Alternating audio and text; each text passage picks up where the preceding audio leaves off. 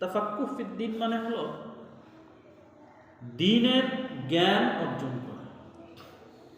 কোরআনে পাকের মধ্যে আল্লাহ পাক রব্বুল আলামিন সমস্ত মানব জাতিকে সম্বোধন করেই বলেছেন যে তোমাদের মধ্যে একটি গোত্র যেন এলেম হাসিল করার জন্য বের হয়।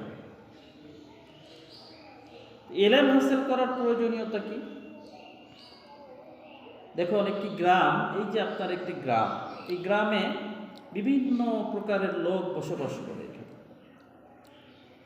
এখানে কেউ কৃষিকাজে ব্যস্ত, কেউ ব্যবসা বাণিজ্যে ব্যস্ত, বিভিন্ন পেশায় নিয়োজিত মানুষ এখানে আছে। একটি গ্রামে গ্রাম পরিচালনার ক্ষেত্রে আপনাকে আপনার ছেলেকে আলেম বানানোর প্রয়োজনীয়তা কি?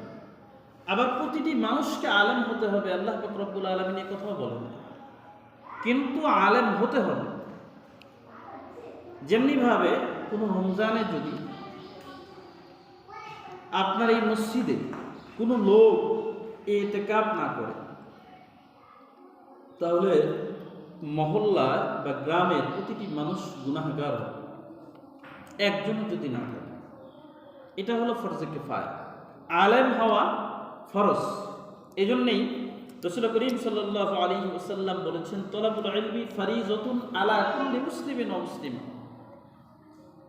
বুখারী শরীফের হাদিস। প্রতিটি নর নারীর উপরে ইলমে দ্বীন শিক্ষা করা ফরজ। কিন্তু রাসূল করিম সাল্লাল্লাহু আলাইহি ওয়াসাল্লাম এই কথা বলেন নাই প্রতিটি মানুষকেই আলেম হতে হবে, প্রতিটি মানুষ আলেম রূপে গড়ে উঠবে। কেউ জেনারেল শিক্ষায় শিক্ষিত হবে না, কেউ ডাক্তার হবে না, কেউ ইঞ্জিনিয়ার হবে না, শুধু আলেম হতে হবে।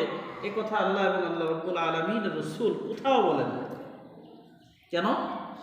দুনিয়া পরিচালনার ক্ষেত্রে শুধুমাত্র আলেম যদি হয়ে যায়, এই পৃথিবীর সকল মানুষ যদি শুধু আলেম হয়, তাহলে দুনিয়া চলবে না।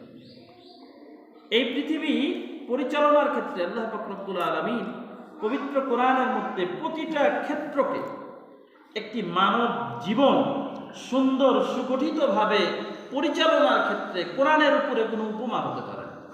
কোরআনে পাকের মধ্যে আল্লাহ পাক রব্বুল আলামিন